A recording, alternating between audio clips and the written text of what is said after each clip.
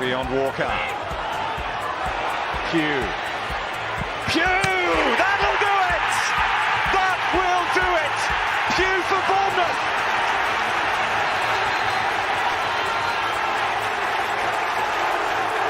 The roof of the Gold Sands is raised!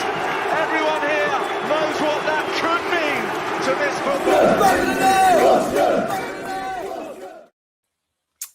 Hello, good evening. Hope you're doing okay this Sunday night, and welcome to the second look here on Back of the Net. And it's a weekend after Cherries managed to notch their first 3 points of the season. Now, before we move on, just want to say thank you so much for all your comments this weekend after our coverage of Saturday's game, which included, of course, the pre-match free-for-all on Friday, fans from all around the world joining us, followed by the live reaction video outside the stadium. Really enjoyed seeing jubilant Cherries fans very happy after our 2-1 win against the tricky Trees. Plus, you may have also caught our match day vlog as well, and that's clocked up a load of views already. And thanks for so many of your comments on this. Vlogging, I've got to say, it's certainly not something that comes natural to me, I've got to say, but it's clear that the reaction the videos get is really positive, especially because it gives people who can't attend a taster of what it's like on a match day, whether it's home or it's away. So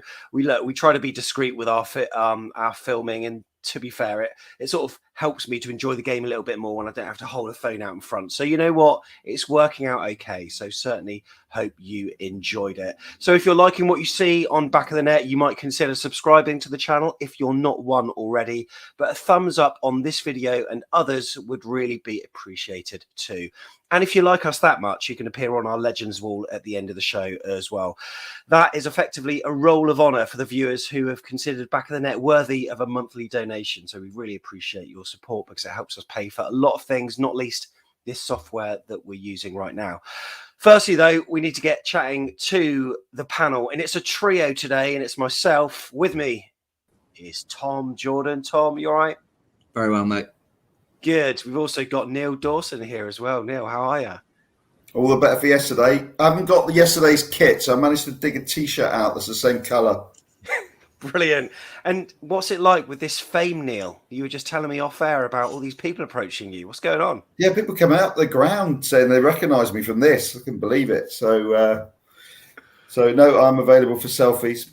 Yeah, and Tom, apparently you had a selfie or two, didn't you? I did, yeah. It's really nice because you feel like we've been doing this for a while, but we haven't been in the stadium, have we, with so many fans? So it's weird, but really nice, all positive comment stuff from people, which is just great. So it's really enjoyable. It was great to be back on an away day, to be honest. And it's we need to make it clear, Tom, that we're just regular guys. We're just normal guys that've got normal lives, It's tough sometimes, it's tough. There's people everywhere go, I know it must be difficult, but just keep doing what you're doing, Sam. And I think everyone's really appreciative, like you say, joking aside, and all the work you do, mate. And just enjoyed it. I just love talking about football, so it's great. It was weird to see loads of fans. Like I only know their Twitter handle, for example. Actually seeing them, like, awesome. It's really weird when people are coming up to me and saying, like I'm Cockbeard. It's like, oh, okay. Yeah. It's like so many different users. Which site's that, though, Sam, that you know them from? Yeah, exactly. Let's not talk about fab swingers now, shall we? Right. Neil, we were talking on last week's show about how amazing it is to be back at your spiritual home. Equally, an away day is brilliant. Nothing beats it. No, they are. I've always preferred away games to home games. I think all of our greatest memories really have come from fantastic away days. So I like just going to other cities, in pubs, talking to their fans before and after the game. That was really interesting. Talking to some Notts Forest fans on the way out the ground about what they thought about our players, because it's always they only get to see them for one game, so it's really interesting. It's great just seeing familiar faces, like Tom was saying as well, because I occasionally do like a Tuesday night away at Rochdale or something, and there's a real diehard of like 140 people, and and then over the years that's kind of grown, but they're still there as well. So it's brilliant fun. It is, and I was saying on the pre-match show, Tom, to John Spark, I think the sort of motorways of the UK are like arteries, and football fans are the blood. And when you see them in the various service stations all sporting their shirts. It's almost a little bit tribal, isn't it? And there's a siege mentality when it comes to going to another city, and you get a bit of bravado. You're going around singing songs, not quite as loud as what you were in Nottingham at the weekend, but there's something really special about it. And how good was it to be back at an away day for you, mate? Yeah, definitely, mate. Yeah, and like you say, you go to service stations. I remember going there, go, oh, who are they playing today? You know, you see a team, you think, oh, they must be playing. You know, and you're working it out and stuff. And it's, yeah, like you say, it's just great. And it feel, you know, even more so because we've missed it for so long. So yeah, it was great, man. I same as Neil. I love going to new places, new pubs, speaking to new fans and stuff like that, getting different perception on things. And yeah, it was really nice. And like I say, it felt like something brand new. It's like, oh, I forgot all about how great our away day is, and always helps that you go and win and put in a good performance as well. Certain cities are better than others as well. And Nottingham's a really good city to visit. It's not. I mean, when you get a crew, it's not so much fun, is it? But there's certain places that are just great. I tell you what, you don't see as much of anymore is scarves flying out of cars. Do you remember they always used to go down the motorway and there'd be like scarves flying backwards out of cars? So maybe we should have a campaign to resurrect that. Yeah, that's what I was thinking, because we left just after the Bluebird coaches departed from Dean Court. So we passed a number of them on the way. And I was thinking, I wish I had something sticking out the car just so people knew that we were Bournemouth fans. But yeah, absolutely loved it. And Neil, you're talking about the less savoury places like Crewe. Nottingham's high up on your list. Where else in the Championship can you recommend? Blackpool is always a fantastic weekend, I think, or day out if you do them. Norwich is a great city for pubs. Obviously, they've gone up now, haven't they? So they're not around anymore.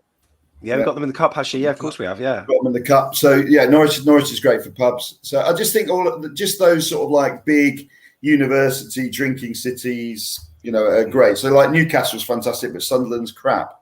So it's just picking the big cities, I think. So, Tom, we all know the story of your day because it's documented on the vlog, but we were in the Canal Side pub, and great little venue, actually, I've got to say. And at that point, the teams were announced, and Ibsen Rossi was starting at the expense of Adam Smith. There were various murmurings that he might be missing out. So we were all thinking, okay, now this basically pivots on Jack Stacey's availability. He wasn't available either. So our defence looked very different, didn't it? Yeah, it did. And real shame, because obviously knowing the kind of inexperience and youthful side we've got at the moment, you don't want to lose another one of your experienced heads in Smithy, which we did. We got two amazing right backs and they're both out. And so it was just really, you could have changed system and stuff, but I think it was just going to be whether he put Ibsen Rossi there or put Meps across there, which obviously he ended up doing. Apart from that, it was as expected because we knew we didn't really have anyone coming back quite yet. You couldn't argue with it after the first performance. I think he would have gone unchanged if it weren't for Smithy.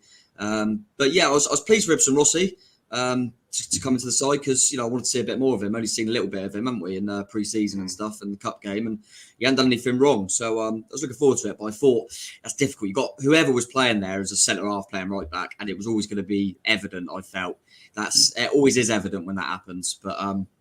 So obviously he went for Meps in the end at right back, probably just because he felt that he could do that job there. He probably has done it a couple of times in his career and he's got that experience and thought, just do there and do a job for me, mate. And to be fair, he did. Mm-hmm. So, Neil, being a pod professional, you're sporting the same colours as our kit that we wore at the weekend. Now that you've seen it in the flesh, did it look any better or are you a bit unconvinced? I love it. I've loved it from the minute it came out. I think the third kit should be something that grabs the attention of younger people and stands out. I can't stand it when you have two bog standard kits and then a third bog standard kit. What's the point? So, and I think I love the colour. I think it's really creative. I'm not sure it's the greatest colour to pick up on a football pitch, but hence why Plymouth Argyle have always been in the bottom two divisions. But I think it's a fantastic kit. Yeah, not bad at all. And look, we were talking about the amount of academy players we got on our side, Neil, but you can balance that up by saying, well, we've also got a number of players. It was about half and half, basically. We've got a number of players that we've paid a lot of money for as well. Forest's campaign didn't start particularly great with a loss at Coventry, but even pre-season it wasn't too good because a number of their pre-season friendlies were called off due to COVID. Yes, they did win in the Carabao Cup, but how are you feeling ahead of kickoff? Are you fairly optimistic about it? I mean, I think they got quite a good squad, Forest. I know that Chris Hughton was doing the standard, like we were saying that last week that Scott Parker hasn't done, thank God, and moaning about, how stretched he is and stuff like that. But they had, Lewis Grabban had made more appearances for Bournemouth, I read on the forum today, than any of our subs. Yeah. So, and probably more than 4 or 5 of the people that started. So you could say 9 of the squad, he'd made more appearances for Bournemouth than. So I think it's amazing that we're getting the performances we are out of, normally you can bring 1 or 2 kids in, but, to bring 4 or 5 in, I just think it's incredible. And the longer they do this, the better, because we can use them as backup, knowing that they're proven. And also we will get points on the board. So we won't have too big a gap when, we sign players or players come in. What you don't want to be doing is starting 9 points behind the leaders. And we won't be now. So that's great. And now we joint top, Tom, on 4 points, because no one else has actually got maximum points so far. But when Forest started the game, they threatened quite a lot, and they had a pretty decent start. It was fairly frenetic. They had a free kick early doors, and then I seem to remember there was a Zinkernagel that fired over the bar, I think, as well. It was a fairly worrying start. We were just sort of finding our feet in the early stages, weren't we? Yeah, they come out of traps quite well for us. And it felt like we just kept giving away free kicks. It just felt like it was just, they'd come at us, they'd get a free kick, we'd get rid of it, they'd get a free kick again. And yeah, like you said, probably without them causing real problems, they definitely started better and we were finding our feet in the game. As you say, I think they were looking at kind of our fullbacks. You've got one inexperienced fullback and another one in Meps who's not a fullback. And I think they were looking at wide areas. And like I said, we were just bringing them down at times. But yeah, I thought it would be a difficult game. I agree with what Neil said. When we said earlier about speaking to other fans and that, they seemed so pessimistic before the game. Every Forest fan I spoke to, and I thought, I don't really understand it because, like you say, Lewis Grabban's sat on the bench, proven at this level. Then Carvalho on the bench, who scored 2 in the week. Even when they got me that bad, they're sat on the bench. Do you know what I mean? But yeah, and they did start well. But I thought like you said, we found our feet and without starting well, they didn't look like they were going to score. I felt we looked pretty comfortable and we were causing problems when we got the ball.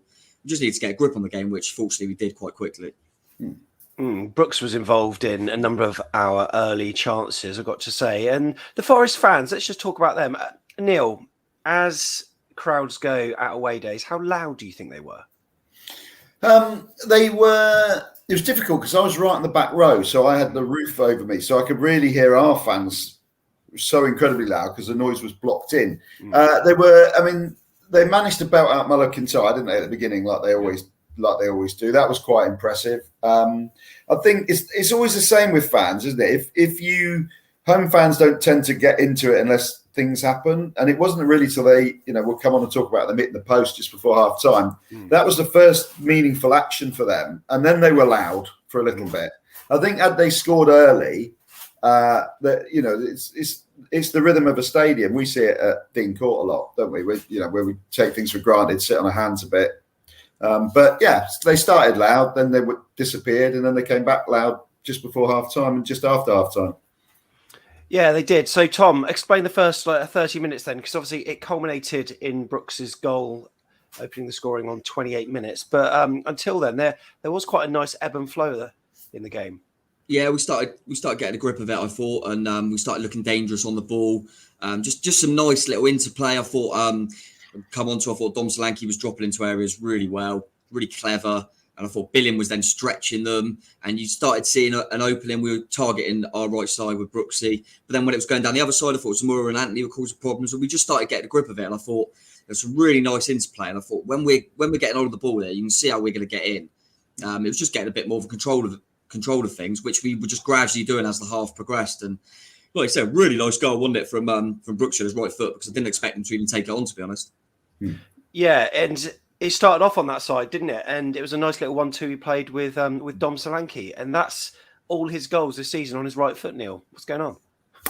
Well, maybe he's been working on it, but I don't. I mean, he's not as one-footed as some people. He's not like Andrew Sermon, is he? That literally had to pirouette to get the ball onto his left foot at any available opportunity. So he's a clever player, but obviously, he will have been working at it. I'm not sure which leg he injured, because sometimes when you injure one leg, when you come back, you kick more with the other leg. So I might be totally wrong. It might have been his his right leg that he did injure. But if it was his left leg, that might explain it as well. But he he was superb. Dom Solanke, intelligent, layoff back to him, burst of pace, smashed it across the keeper into the top corner. He'll be playing potentially for a move, won't he? So. Yeah, he will. That's right. That's right, indeed. Now, I'm not too sure when this booking for Brooks happened. Was it before the goal, Tom, or afterwards? In the first half? Yeah, it was the first half, wasn't it? I feel like it might be before the goal.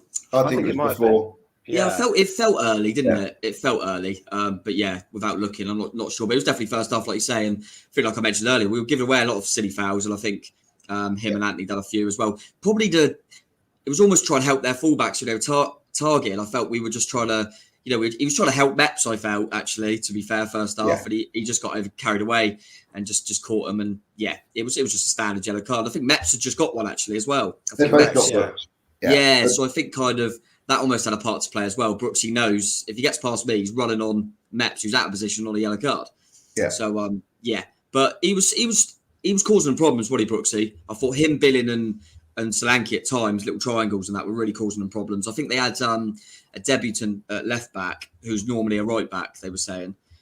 So that won a good start for him. And I thought we really, looked at that and really, Brooksy really made him pay a lot of the time. Every time he looked up, he was caught out of position. Brooksy was just on him. And it's a real shame what ended up happening because it was the first time I thought, Brooksy's really coming into it here. So it was a shame what happened after half time. He was doing it all on his own as well because Mepham didn't attack. I dare say they will have said to Mepham, don't attack. But if you look at where the position Zamora was getting into from left back, I mean, if you did a heat map, Mepham would have been absolutely nowhere near that. He was playing like a centre back just on the right, wasn't he? So Brooks, we had a little bit of help from Marcondes because Billing tends to go on the left, but he really was doing all of that on his own. It was incredible performance until he was. Until we'll talk about what happened afterwards, but incredible. I thought that was clever when that's that's a good point, Neil, because I thought probably obviously he's just chucked in there last minute and just thought, do a job there for me. And like you say, I reckon he's probably said, don't worry too much about trying to be a right back. Just go in the zone. But what we were doing really well was then we were shuffling across. So like you say, it was like a free and Zamora could get up the pitch then, but we weren't getting caught because it was like we had a back three at times. I thought that was really cleverly done. And that was, partly Meps, being experienced and also Scott Parker giving them the instructions, I guess. Yeah.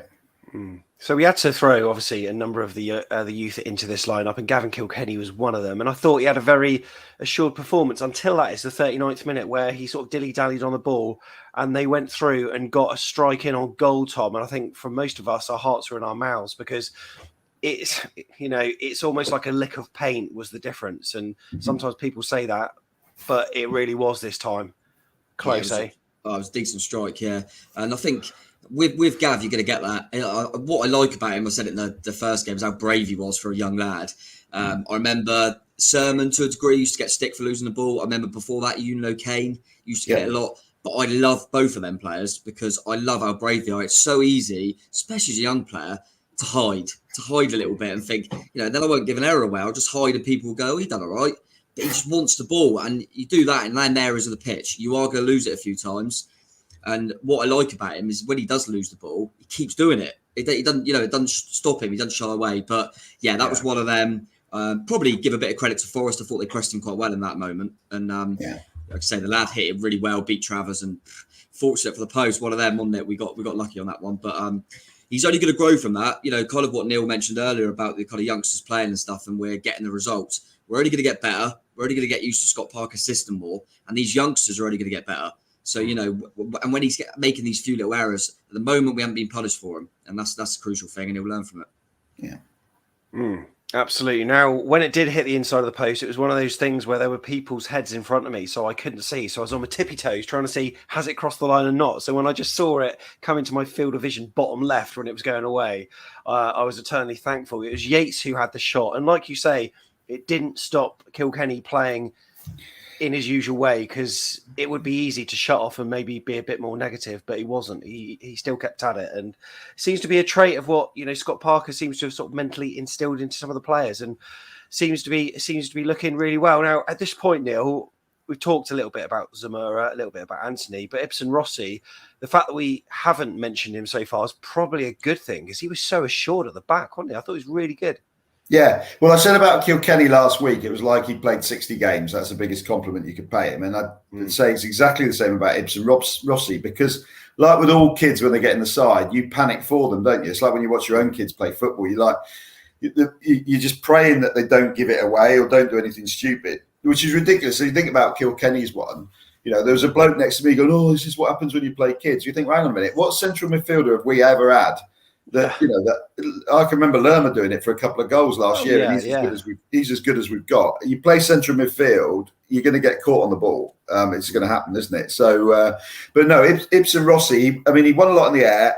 He was comfortable receiving it, like all our young players are. Because I think they've had that bred into them, and he came up through youth systems, didn't he, at Southampton and Brentford? So he's had good schooling in clubs that play football, and he just really comfortable. But yeah, I stopped worrying about him after about the 20th minute. Just thought he's fine. Let him, I can worry about someone else.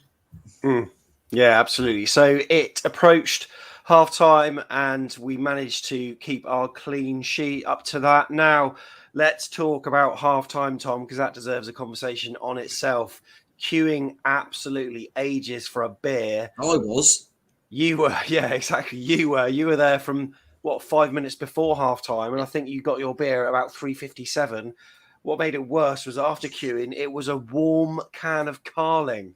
Oh, it was horrible, wasn't it? And it was actually a can of Carling that they poured out into the plastic beaker in front of us. There wasn't any disguising it. It wasn't refrigerated. It was rank, wasn't it? Absolutely rough.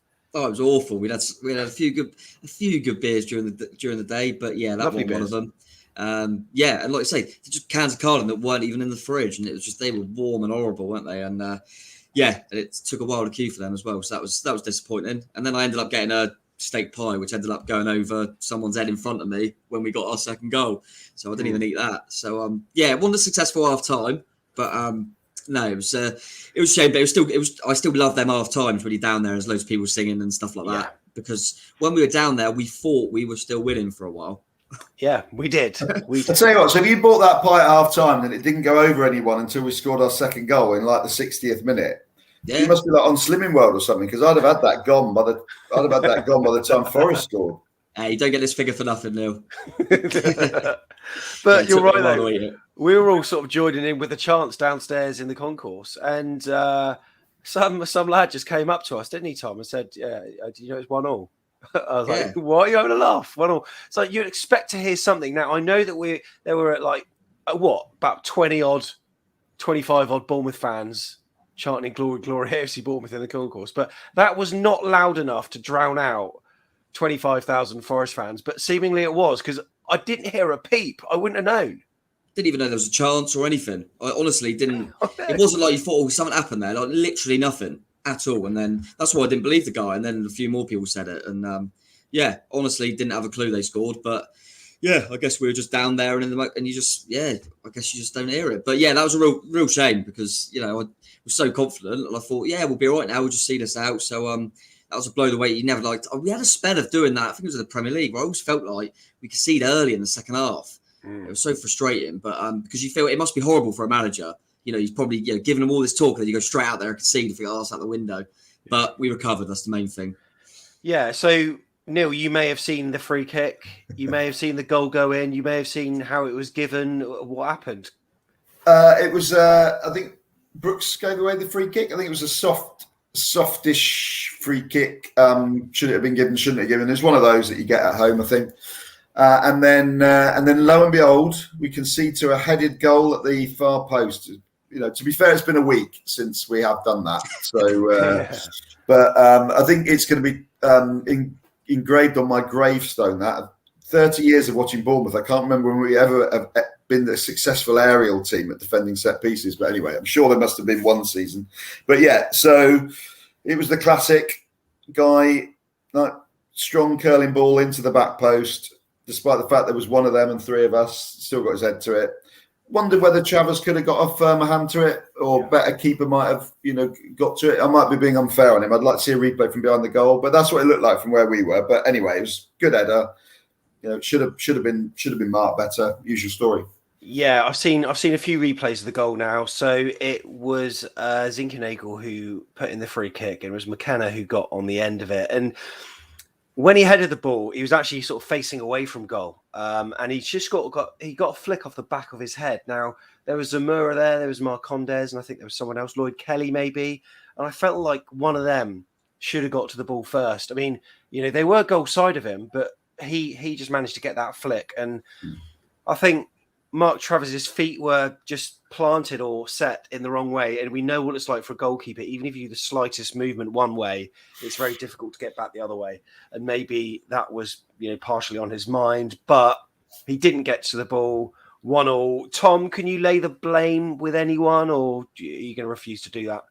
No, I don't think so. I think it's one of them, like Neil said, it was just, I remember being a kid saying to my dad, why do we always concede from corners at Westwell?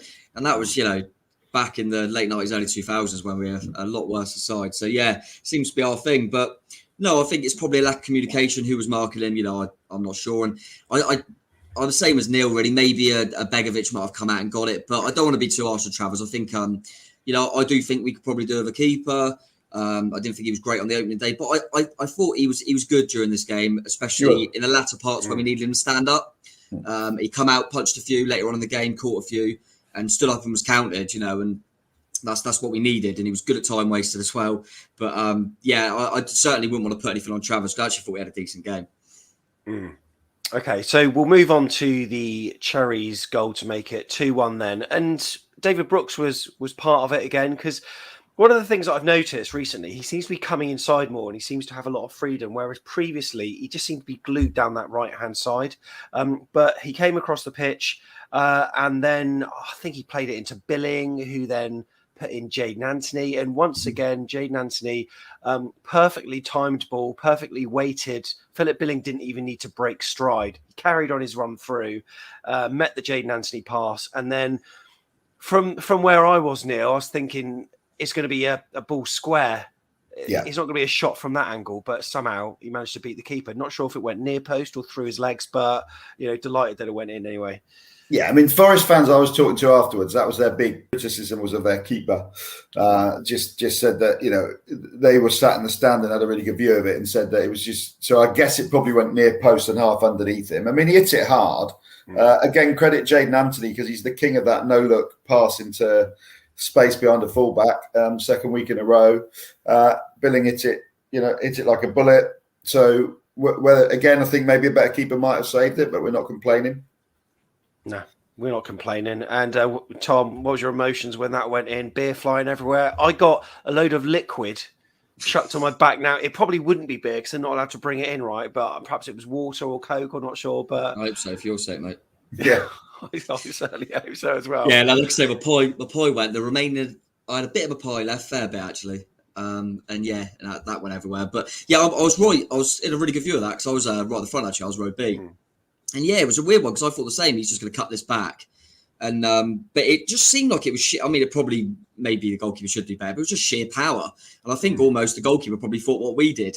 That he's just going to shoot. Yeah. He's just going to put it across goal, and maybe took that step expecting a ball across goal. But yeah, Billings in a nice bit of form. And like Neil said, another really good pass from Anthony, who actually, even though I know he was given man of the match last week when we thought he probably shouldn't have been, even though he had a good game, he was probably better in parts. Yes, I thought he was brilliant. And him and Zamora, you can see that understanding. They've played together a long time. You forget that.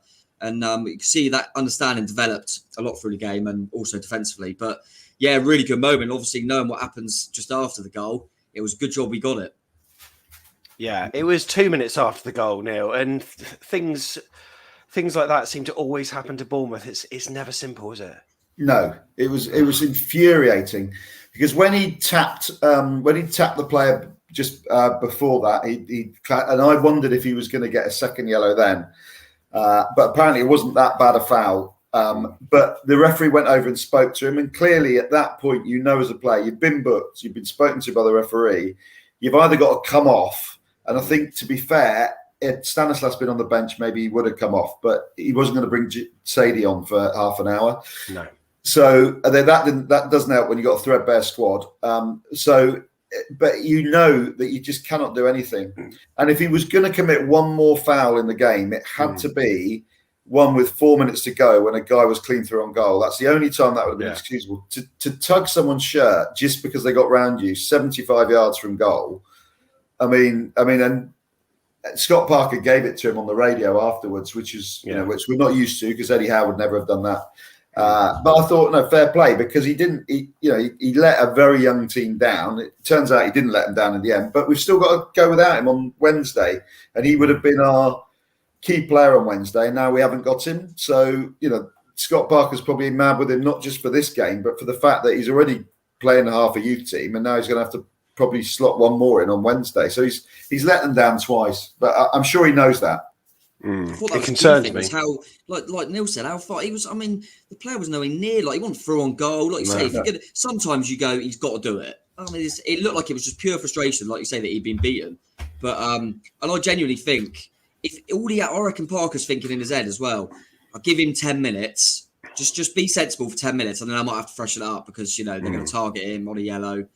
And he couldn't, you know what I mean? He couldn't just get past the next 10 minutes without doing anything silly. Really frustrating. But like you say, Parker certainly. Or even if he just mistimed a tackle, we'd still all be on here saying how dumb was he to put himself on the floor, throw himself, go into a tackle. But a shirt tug is like a 12-year-old like petulant thing. It's just. I used to say that about Harriato. I didn't mind when he used to get bookings for the late tackles. I used to think that's part of his game. But when he'd gob off at the ref and get his fifth booking of the season, you don't need to do that, mate. Yeah, I think it was one of them, wasn't it? Really frustrating. I think that's what Scott Parker was alluding to. It was just so silly. But Brooks will know that, and fortunately for him, the boys dug him out. And what do you think of the fact that he dealt with it, Scott Parker, like he did, by publicly calling him out? Because, like you say, Neil, it wouldn't have been something that Eddie did. Parker seems to praise players when they're due praise, but also berate them when they're due some criticism as well. Do you like that? Yeah, yes, I think so. I think this is such an extreme example that I think it is probably worth calling out. I think had, say, Zamora given the ball away twice for goals, I don't think he would have called him out on stuff like that. Where some managers do. Jose Mourinho, as we know, famously with Luke Shaw, he destroyed that poor lad, didn't he, for a whole season. So I think this was a really extreme example, and I think in a way maybe it's him saying to the squad what's acceptable and what's not acceptable, and letting the fans know what's acceptable and what's not acceptable. So I wouldn't like to see him do it too often or for other reasons, because I think these things are best kept in house. But I think this one was notable, so worth doing. John Spark on the free-for-all outside the stadium, Tom, said that in a weird sort of way, he didn't mind, and he was quite calm when it went to a 10 when we lost Brooks, because we played more compact. And, Scott Parker's done that before. He's used to be able to do that. And to be fair, it didn't look like we were that much under the cosh. In fact, it was our academy players that, combined to score a goal that wasn't to be. Zamora to Anthony, and it was Zamora that was offside, was it, Tom? Yeah, I believe so. I think because he pulled it across, didn't he, Franley? I don't think there was any way Anthony could be offside. I think Zamora just didn't time his run quite right. But we were unlucky. We still caught. That was nice to still have that threat on the break, wasn't it? With that pace, and you'd see a fullback bombing on in them areas when you're down to 10 men is promising. He's certainly got legs, hasn't he? That's, to be fair, that's what you're going to get with a youthful side. You are going to have the legs. Yeah. And Zamora and Anthony certainly are two that show that. But yeah, and I know what I think you said, John said. I can see what you're saying. I mean, don't get me wrong, you never want to go down to 10 men. I certainly didn't want it at the time, but it does give you that thing of, right, we've just got to defend the lead. We've just got to defend the lead now. There's nothing about, should we try? You know what you got to do. And the more the minutes tick away, and it also puts a lot of impetus on them, and suddenly the crowd are expecting them to score, rather than thinking, Bournemouth are a good side. They're thinking, no, we've got to now. We've got half hour against 10 men. And it puts a bit of pressure on them. So I think away from home sometimes when you're leading, sometimes you can just get it done. And you'll know your roles, don't you? You'll know your jobs. And sometimes that can help. And back to the wall stuff. And the boys certainly showed it. I was a bit concerned if they had got an early goal, that with the youthfulness of our side, that it would have been hard to then even hang on to a draw. But, the minutes tick away and you grow in confidence. And yeah, and like you say, that chance showed that we still had we still causing problems on the break as well. Tactically, Scott Parker did two things that were really, really clever that need calling out. The first thing he did was he spotted that Billing was getting a bit tired covering Zamora on the left, and he pulled Solanke across and played him as a left-sided striker with Marcondes as a right-sided striker, both of them very withdrawn. And that just put energy on the left because Dom did a really great shift up and down. And that meant that they had to keep trying to funnel the ball into the middle and then move it back out wide and cross it. So after a little while of watching them do that, he then moved to a back five and had three centre-backs. And our three centre-backs were all taller than Lewis Graben, and they haven't got a tall striker for us. So we managed to play them into a position where their only hope was to get the ball wide and loft it into the box. When we had Mepham Kelly and Ibsen Rossi heading the ball away because Leif Davis came on and played it right back. So it was an absolute tactical masterclass. He twice changed it when they looked like they might have found a route through, and it was, you got to take your hat off and say, we call managers out when they make mistakes. That was brilliant. I remember saying very similar. I remember there was a guy next to me who was getting, close them down when they were crossing it. And I was kind of saying the same thing. I was going, let them cross it. That's the best thing. We want them to just put balls in the box here because I've never seen Graben with header. And our three centre-halves are good in the air. I said, honestly, I know it's difficult, isn't it, as a fan? You keep seeing balls go in the box. But I was, like Neil said, I thought that was our best way we were going to get through the game is just them getting panicky and just launching balls in. And we dealt with that really well. And like you say, Scott Parker, I kept thinking, he can't really change it. He's got no one that can play kind of that right side. But Leif Davis, and fair play to him, they said he's barely had a training session with the boys, left-footed. He come on, I thought in his short cameo, I thought he was brilliant. Yeah. So Bournemouth, wasn't it? Playing a left-sided player on the right-hand side and vice versa. We've all seen that before. But yeah, he did come on and, nearly created a chance. Now, Neil mentioned a couple of players' names that we've barely even touched on, Solanke and Marcondes just then when he last spoke. Neil, probably fair to say that one had a better game than the other. Would you say that's right? I think Solanke was better than Marcondes yesterday. Yeah. So Marcondes, he's had two brilliant games for us, and he was a little quieter yesterday, wasn't he? He did some neat things, but yeah, he wasn't as dominant, and they took him off. He looked a bit knackered. A lot of football in a week, I guess. But where Solanke didn't look a goal threat again, but everything else he did really, really well. Leif Davis skipped down the right, put a wonderful ball in, and Solanke kind of threw himself at it, didn't he? And I didn't realise, so I watched it back on telly. He was actually very close. He was very close to it. But it was a great ball in, and goodness knows where he'll play on Wednesday. Leif Davis might be up front. Yeah, he could well be. I think that's a good point. I was just going to say, Sam, we said about because I really like Marcondes, the early sides I've seen, but I think he's going to be the type of player that if we're leading a game, particularly if we go down to 10, but anyway, if we're leading the game, especially away from home, with kind of 20 minutes to go, he'll be the player that comes off because he's so good on the ball. He's such a creative player. He's such an intelligent player, but off the ball, that's not kind of his. I thought he'd done well against West Brom and stuff, and you keep him on the pitch because he can make something happen. But I think it was the perfect game to kind of withdraw him because I just think you're not going to get enough from him. That's not his role. But I still thought he was good again. But Dom Solanke, I thought Parker's singled him out, hadn't he? Which I was really pleased to see because I know I agree. I wish he would just put the ball in the net a few times to shut people up because I'd love him to do that.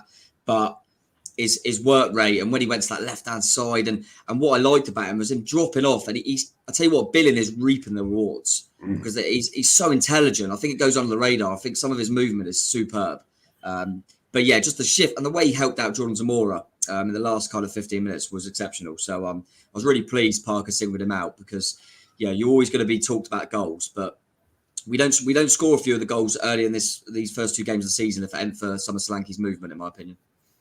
Yeah, so Leif Davis came on, as you said, for Marcondes. Before that, Nottingham Forest made a couple of substitutions. I think it was Mighton came on for Lolly, but then Lewis Graben came on as well. Replacing Taylor is Lewis Graben. Boo! I mean, we're horrible, wouldn't we? Are we, Neil? Because if the score was 4-1, we'd be giving him a cheer. We are so fickle.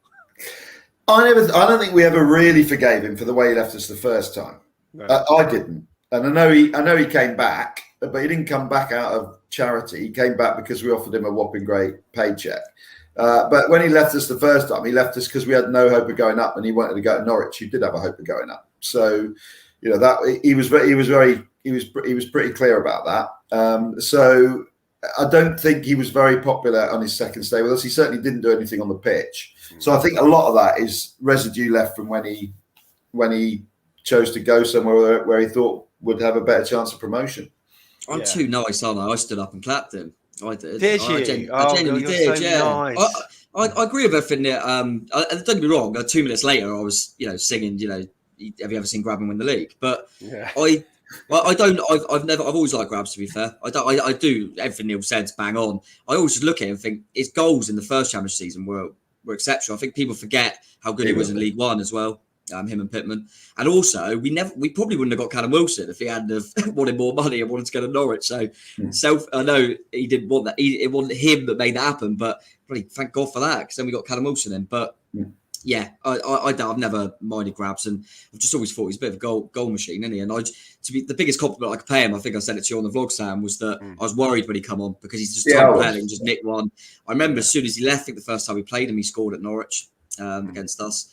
Yeah, you just feel like he could sniff something out, which once again goes back to Neil's point that Scott Parker, very clever again, moved Mepham in, went to free, and thought, don't want to give Graham any sort of room to just find a bit of movement and get on the end of something. So we kept him quiet, which is the main thing. Yeah, on the whole, we did. I mean, earlier in the show, Tom, you were saying that, we want them to cross it, but then we didn't deal with that free kick very well. But also on 77 minutes, Graben, he stretched athletically, that's what AFCB.co.uk called it. And look, we weren't sure whether it went over the line or not, but he managed to win the header, and the flag went offside anyway. It went up. Whether it crossed the line, we're not too sure. But Forest were applying some pressure, and Graben was in that position. So he is a threatening player. Was, and people say a lot, don't they, when a goal is disallowed? They go, Bournemouth were lucky there. I go, great line. Good defending. If he's offside, he's offside. The defender's done something right. That's what I think. He's offside. So, if he was onside, he might not have got it. But don't get me wrong. They were still putting a bit of pressure on. But I felt in the main, half an hour with 10 men away from home with the youthful side we had out, I felt we were dealing with things really well. And I'd rather them, what I was trying to say is I'd rather them cross it from deep and keep running at us and think different things like that. So, I did think we dealt with it in the main. I think sometimes a youthful side helps in a position like that because they've got no fear, have they? So people always say that about kids. Like the young players playing for England in the European Championships, they all know that they've got another 2 World Cups and another 2 European Championships. Yeah. Fear comes when you're 32 and you realise this could be my last go at this, my last chance to get promotion. So if Zamora and Anthony carry on playing the way they are, they've got 14 or 15 years playing football in front of them. So I think they just carried on, attacking, didn't they? There was a couple of times where I thought a more experienced player would have gone to the corner flag, and they were, they were still looking to score. And I think that's what you get with young players, isn't it? No fear. So what if you're 35 then, Tom, and your name's Gary Cahill? Do you have fear then? Have you heard these rumours? Yeah, I don't think you'd have fear. You'd just be looking for another decent coach. I'd hope it doesn't happen, to be honest. I mean, if he comes in, he's experienced, he's a good footballer. Gary Cahill, to be fair, he's pretty good last season, and he's a good player. I'm not denying that at all. I don't like bringing in a player like that. I remember we done it with Distan. I feel like they're just looking for a last paycheck. Yeah. Bournemouth's a nice place to live. He's going to be not going to be cheap on the wage bill at all, and so I wouldn't make sense when we're trying to trim the wage bill. So I hope it's just kind of paper talk, really, because I don't really see the sense in it. We've got Ibsen Rossi coming through. We've got Chris Mepham. We've got Lloyd Kelly. We've got Steve Cook. I don't get it. We need a striker. We could do with a winger. We need a goalkeeper. We don't really need a centre-half. No. If we were to bring him in, the only thing I think was Scott Parker's trying to bring in experience, and he sees that Gary Cahill's available. That would be my only thing, is he thinks I could do with a bit of leadership, a bit more experience in this group, and Cahill's available. But it would make no sense to me, really. I'd do it if Cook was going, maybe. Yeah. But even then, I'd rather get Carter Cameron Vickers. And I'm not sure how much experience we need. I don't think. I think sometimes experience can be overrated. I think we're seeing that with some of the players that we've got playing at the moment. Maybe if Cook went, if you wanted a leader in the dressing room. But if Cook's staying, why on earth would you have Cook and Cahill? Because they're not going to play them together, are you? So. No. No, very true, very true. Yeah, it seems that since these rumours have come out, it's sort of sparked again these rumours of Steve Cook leaving, but we've heard nothing to suggest that, and I think it's just people sort of adding two and two and making five. So I don't think there's anything in that. But yeah, I'm probably along the same lines as you with regards to that, Tom. So yeah, towards the end of the game, we've talked about that Leif Davis squaring it to Solanke. Just before that, though, shot from Jaden Anthony that he just sort of pulled wide. I thought he probably could have done better with that shot. Do you think, Tom? I mean, I was at the game and I can't even remember. I honestly can't. I don't know. I kind of had an answer for a lot of it, defending it. But yeah, no, I vaguely remember what you mean. Yeah, he did drag it a little bit. But what I like about Jaden Anthony is he's so lively. He was still trying to make things happen, wasn't he? Yeah, and that was Kilkenny's Industry in the middle of the park who won it, and then he set him free. And then, Jaden Anthony just pulled it wide. It was from about 25 yards, but I just felt as though he should have hit the target. But look, we managed to see the game out. Travers was fairly strong. He came out for crosses when he needed to. And Neil Dawson, we witnessed a Scott Parker masterclass, didn't we? In terms of what? Clothes or? Clothes, fashion, but also how to handle going down to 10 men when you've got half an hour left, which, to be fair, when you've got that amount of academy players on the pitch is no mean feat, is it? Yeah, no. Well, I mean, we talked through how he did it already, haven't we? So he did two very subtle swaps that changed the game every time Nottingham Forest looked like they changed the game. I mean, I think if anything, yesterday was his victory. Yeah. If you were to, we always have a player man of the match, but I think Scott Parker managed that team to victory yesterday. So, it all goes well because I think we were all in there. We had no opinion, did we, on Scott Parker? We weren't over disappointed. We weren't overexcited. We didn't know what to expect. And so having gone into it with no agenda whatsoever or thought of what would happen, I'm now in the impressed camp. So, but being a fickle football fan, that can all change in a week. Yeah, it can. And Tom, at the moment, I'm impressed. We've got some difficult decisions. Well, not we, but Scott has got. It all depends on injuries, doesn't it? But with Birmingham City, we haven't lost there, but I don't know. It's I've got a horrible feeling about this one. I don't know why. Have you? They look a bit better. They should be better, shouldn't they, Birmingham? I know they've strengthened. I think Bowyer's doing all right there. They're on 4 points, same as us. I think they might be. But and is it going to be a difficult game? And like I said, but we know Brooks is out, and we don't know what's going to happen. Who's going to come in? I could see Stanislas being back for the game. We could have Smith back on the right side of midfield. We could have Stacey. I'm not sure he could play one of the youngsters. I honestly don't know what's going to happen. We know Brooks is out though, don't we?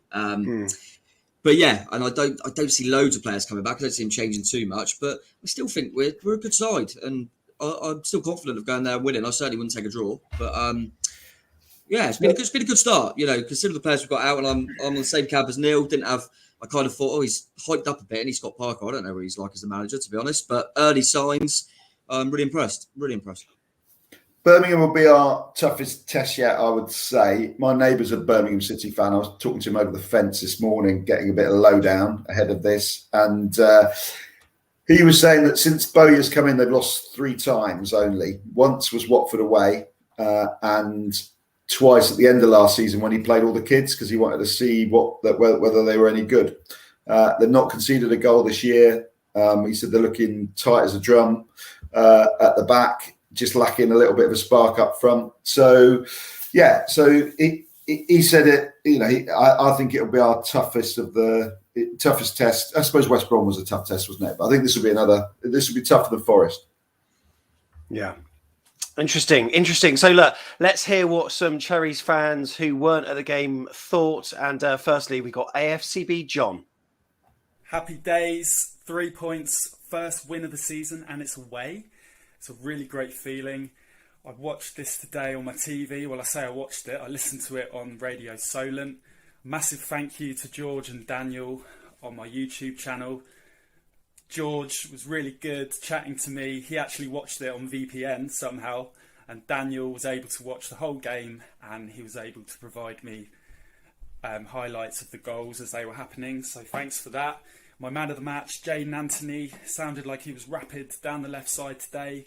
His footwork was really clever with the assist for Phil Bill. And as we know, when Phil Bill scores, we don't lose football matches. So come on, everyone. Up the Cherries in all departments. Bring on Birmingham. Can't wait to get back to the vitality for Blackpool. I hope you're all doing well. I hope you're all safe. Thanks, Sam. Take care, mate. See you all again. That's AFCB John. Right, let's hear from Daniel in Florida. So I thought we played like Bournemouth, you can be honest. We played good one half, and another half we don't play good. Second half was our best half. First half, it was an okay half, but I won't say it's our best. Because we were giving away too many silly mistakes, free kicks, and I feel like we should have done better with that. But I felt like overall, we had more of the ball. We were playing better. I feel like our defense was amazing. Roy Kelly was perfect. To me, he's probably one of our contenders for man of the match. He was really good. Philip Billing, David Brooks was probably amazing. The only problem with David Brooks is he has been the red card. To me, it was kind of silly of David Brooks for pulling the shirt. I feel like he should have done better. But now that gives the question, who's going to play in the left wing? I would say Stanislas, but is he ready? That's why I think we should do two up top with Solanke and Sadie, because I don't think Stanislas will be ready for Wednesday. And the fans were loving it. They were singing, and I feel like that's what we needed, singing. And fans really, like, I remember against Millwall had all their fans. We didn't have any fans. We can see how we were struggling, and having away fans, I feel like, made it way better. And I just feel like this was a great game for our first win, and I can't wait to see what happens next. Brilliant. Daniel, superb stuff. I've never heard a match review with half used so often. Brilliant stuff. Morgan Scott also had his say.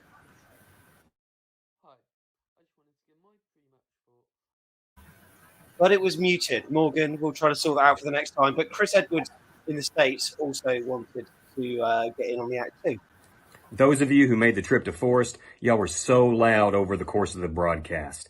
Such a gutsy performance by the last 10 standing for that final 35 minutes. The definition of bend and don't break.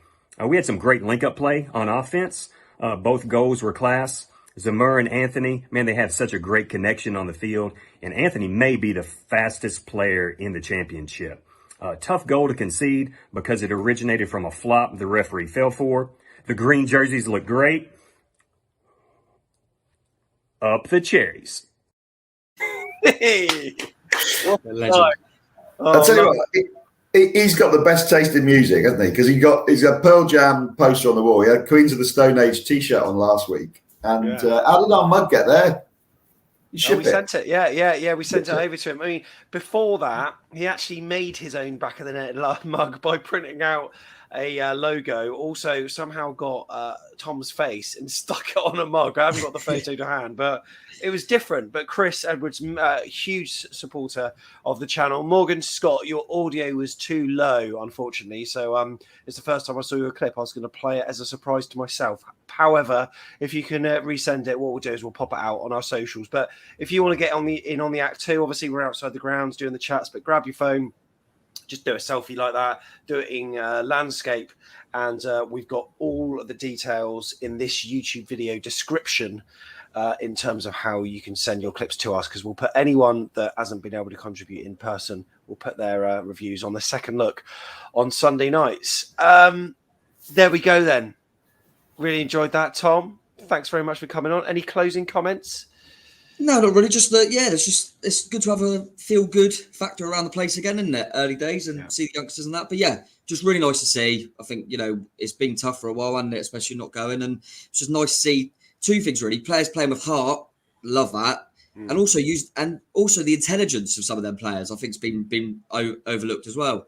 I think, it's easy to just be gutsy like we were in that second half, with 10 men. But you've also got to be quite shrewd and clever, and I think that's coming from the manager. And the players are shown on the pitch. So, yeah, really good. And looking forward to another away day on Wednesday, if you fancy it. Why not? We'll be going. Will you be there, Neil?